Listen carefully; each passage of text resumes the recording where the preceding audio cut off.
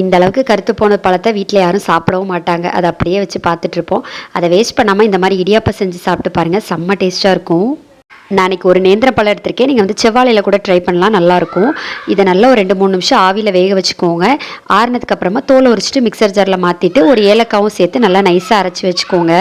ஒரு பவுலில் 3/4 கப் அளவுக்கு இடியாப்ப மாவு, இது கூடவே நம்ம அரைச்சி வச்சுருந்தோம்ல அதையும் சேர்த்துட்டு கொஞ்சமாக உப்பு சேர்த்து நல்லா மிக்ஸ் பண்ணிக்கோங்க. இதுக்கு தண்ணி ரொம்ப தேவைப்படாது. தேவைப்பட்டுச்சு அப்படின்னா சுடு தண்ணி சேர்த்து அட்ஜஸ்ட் பண்ணி எடுத்துக்கோங்க. கொஞ்சமாக நெய்யும் சேர்த்து நல்லா சாஃப்டாக பிசைஞ்சு எடுத்து வச்சுக்கணும். யூஸ்வலாக இடியாப்பத்துக்கு மாவு பசைவோல அதே மாதிரியே எடுத்து வச்சுக்கோங்க. அதுக்கப்புறமா இடியாப்ப குழாயில் போட்டுட்டு இந்த மாதிரி இட்லி தட்டில் வேக வச்சு எடுத்தீங்க அப்படின்னா செம்ம சூப்பராக இருக்கும். நான் மேலே கொஞ்சமாக தேங்காவும் சேர்த்துருக்கேன். இது ஒரு 7 நிமிஷம் பக்கம் மட்டும் குக் பண்ணால் போதும், நல்லாயிருக்கும், நல்லா சாஃப்டாக இருக்கும். இது வெந்து வரும்போதே பார்த்தீங்கன்னா அவ்வளோ ஸ்மெல்லு சூப்பராக இருக்கும். கண்டிப்பாக ட்ரை பண்ணி பாருங்கள். இதுக்கு வந்து நம்ம நாட்டு சக்கரை, ஒயிட் சுகர் எது வச்சு சாப்பிட்டாலும் நல்லாயிருக்கும். நான் இன்றைக்கி வந்து தேங்காய் பால் ரெடி பண்ணியிருக்கேன். செம்ம சூப்பராக இருந்து ட்ரை பண்ணி பார்த்துட்டு சொல்லுங்கள். பாய்.